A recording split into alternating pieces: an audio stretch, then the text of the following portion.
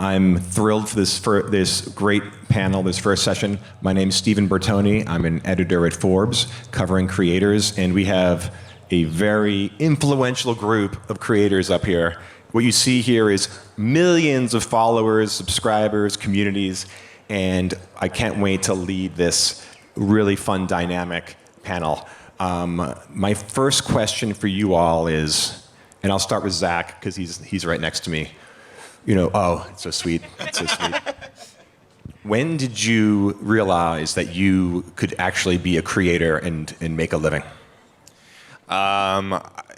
So I was working in construction and also Outback Steakhouse. Shout out, any Australians here. And at one point, I made a video, and I think they gave me like $82 before taxes. And I was like, this is more than I made in a shift before. So I was like, what if we just go all in and we participate in hard work and see what happens? And now I'm in Dubai with wonderful people, like that camera guy right there. Him and I went to elementary school together, and now we're both here. So that's beautiful. Yeah. A small world. Small world. Lexi, for you, it was kind of like a family affair to start. I love your, I think you told me before, it was kind of you call it a cringe video now, but it was a very viral video. Let's talk about that. Yeah, so I personally got into social media because I've seen it done before. My brother started social media way before I did, and like I wasn't interested at all. And I didn't think it was for me. I had this plan, I was gonna go to college, do all that. And then I was in my brother's videos pretty often, and I saw like the feedback, and I was like, you know, I don't know if people like care about me, like I don't know. And I waited until I like hit a certain amount of followers. Like I gave myself this like deadline, and I was like, okay, if I get this, then I'll make a YouTube channel because I'll feel like people, you know, care. And then yeah, I went from there, and I did it. I'm still doing it, but. Yeah, I would say I got into it because of my brother. And how many subscribers do you have on that little YouTube channel these days? 18 million. 18 million, okay. That's not bad, not shabby. That's good for a starter. That's great for a starter. And Ling and Lam, not only is it crazy that you're creators, but you're doing it together as a married couple, and you're still married. That's really impressive. That's really good. I was going to say, we're still both alive. We're still filming. Ours was totally organic. I was trying a dish of his from a Nigerian dish. I had just finished working out, and he was like, here, try this. And we recorded it, threw it up on TikTok. We had no idea like what the app even was. We were like, let's try it. And we woke up the next day, and it went super viral. And we're like, I guess people like to see us eat, so let's keep doing it. I love it. And you know, this title is from influencer to institutions. All of you went from that viral video that one hit as just sole proprietors, and now you have businesses, you have companies. You know, Zach has a giant soundstage. Like, tell me about that journey from being like, oh, I have a viral video, to like, I'm actually going to build a company around this. Yeah, when I got to LA, I couldn't afford food, and I lived in a 2-bedroom apartment, 900 square feet, with 10 people I didn't know. And I noticed... Where'd you guys sleep? A lot of arrow beds? It was bunk beds, and the guy above me, not joking, he was like drinking himself to death, and we thought he was going to stab us, so that's why we moved out. But when moving to LA, I never really had any chances. I didn't know anybody, so I thought... maybe since I've had some luck in this, my mission could be hiring people that didn't have that chance but are still talented. So that was kind of my thesis and my mission in starting my company is I want to create stuff with people that are super talented but maybe haven't had the chances other people have had. And it's been pretty beautiful. We've expanded a lot, and the company's been thriving, which I'm really blessed about. Lexi, I mean, 18 million subscribers, that's a giant media company right there. Yep. Like, how did you scale that, and how do you like operate that studio? Yeah, so my brother and I were a part of this thing called AMP Studios. So we pretty much, it's like a talent incubator. So we find like talent that we think has potential, and we help them grow, and then they also help grow us. Like if I need people in a video, I have like 5 people to choose from, and their job is to be around, and my job is to like be in their content. So, and then in addition to that, I have like my own team. I have a filmer and my managers and all that help. But I would say that like the creators around me are like my biggest help. Oh, that's very cool. And Ling and Lam, you have cooking shows, you're doing products, you've sent me your coffee before, which is delicious. Thank you. You know, gave me a nice kick, which is good. Take me from that TikTok video you did to now your products. You're doing cooking shows, you have stages. Tell me about that. Well, it's such a beautiful journey for us. Mostly, if you think of the fact that you started just having fun, but then what you now have from having fun is the realization that, wait, how can I monetize this? How can I build something beyond chasing the next viral video? How can it become impactful? So for us, it became finding the interest point of all these millions of views, later running into billions of views, like how do we really connect with our audience to build something more special? So I'll give you an example. We opened a nail salon simply because every time we post a video, people are always talking about our nails. They're like, oh my God, your nails are so beautiful. We're like, wait, let's open up a nail salon. She's working on a lipstick. She's been working on it for almost over a year now. She's about to launch her own lipstick brand. How did that come about? Most times when we post videos, they're like, what is that color you're wearing? So it's like listening to your audience and being able to take advantage of what they're attracted to that is organic and turn that into a whole institution, like a business institution. And also beyond that, also we did something in Jamaica recently, when the hurricane hit Jamaica, for example. We've gone viral multiple times across the world. So we're like, Jamaica is going through a crisis right now. They love us in Jamaica. What can we do with our platform? We went to Jamaica and we were able to help rebuild, someone's home. We built a home from scratch. We used our community to raise funds to be able to do that. So it's like, yes, we're having fun, but there is real life situations attached to it. I love how flexible you are in saying like, oh, we have an opportunity with nail salon, with Jamaica, with lipstick. How you all probably have so many opportunities. You probably have so many things you can do, so many offers. How do you decide where to spend your time and when to say no to something and when to say yes? Tell me about that decision making, because I'm sure every day you wake up and there's just hundreds of offers for things that are good fits, bad fits. Like, tell me about that decision process. Well, go for it. I was just going to say it has to feel organic. I mean, we turn down deals a lot simply because it's like we don't really use this, so we're not actually going to push it. So it's really being flexible and listening to what our audience wants to see and really acting on that, because that means so much to us, and without them, we don't have anything. So that's really important in how we choose what we do and what we don't do. Yeah. Yeah, I agree. I think it's important that your audience trusts you. So you never want to promote something that isn't that's not something you actually use. No matter how much the budget is, you just don't want to do that. So I think it's important to do your research about brands that you work with, and I think that's probably what's best. I try to sell out anytime I can, actually. Nice. So I'm the opposite. So I will. Yeah. I mean, you already dropped the Outback Steakhouse. That's a free plug right there. Yeah, they paid me for that. Yeah, you guys didn't expect that, did you? No, I mean, I think the question was a little bit about focus. I think over the last 2 years, that's something I've really tried to implement more into my life, because a lot of opportunities do come in this, but that gets you distracted from whatever your main goal is. So it's hard to do one thing great, and I think when you're presented with a lot of opportunities, you feel like you can do 84 things great, when in reality, you'll do 84 things subpar. So at first, try to do one thing great, and that'll open the doors for everything else. What is the craziest big money offer you guys have all turned down? What was the product or the service? Well, should I say? I was going to say it was lube, and we were like, no, that's okay. That was one.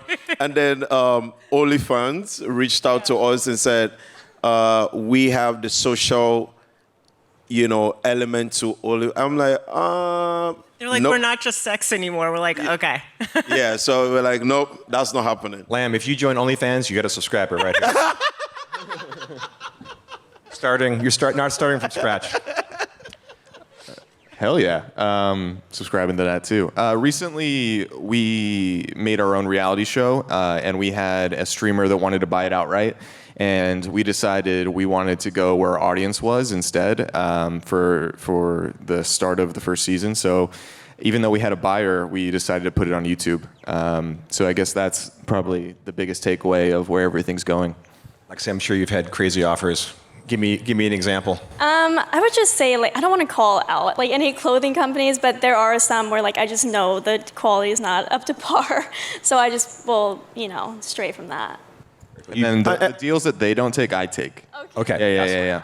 I wear Lexi's clothes. I'm like, I look beautiful, right? Yeah, that's true. Yeah, you and Lexi are definitely the same market. I know. And I want to add something to that. I remember we turned down a very good deal just simply because we were not going to be authentic on it, and we kept going back and forth with the brand. It was a good check, but then for us, we were like, if we are not able to have authentic interpretation of this brand, we don't want to be a part of it. So sometimes we turn things down simply because it just feels totally off-brand from that perspective. Zach, you mentioned YouTube, which is a great, parlay into my next question. You guys have millions of followers across multiple platforms. How do you choose what to post on what platform? And is there one platform that you really lean on more than others? Like, tell me how that interaction works between Instagram, TikTok, YouTube, all that stuff. Yeah, I think of it as a funnel system. So short form, TikTok, Instagram, shorts on YouTube, that is all just to get people to my long form. I think that's where the actual staying power is. I think we've seen a lot of times with shorts creators, there can be a little bit of a flash in the pan situation because it's hard to spend, even if it's millions of views, you only see someone for 15 seconds, so they don't say a word, they're just lip syncing or whatever it is. But if someone sits with me at a podcast or a long form video, even if it's 300,000 views, but they're there for an hour, they have such a deeper relationship. So how I kind of think of the platforms is again like a funnel on deepening the relationship between me and the people that watch.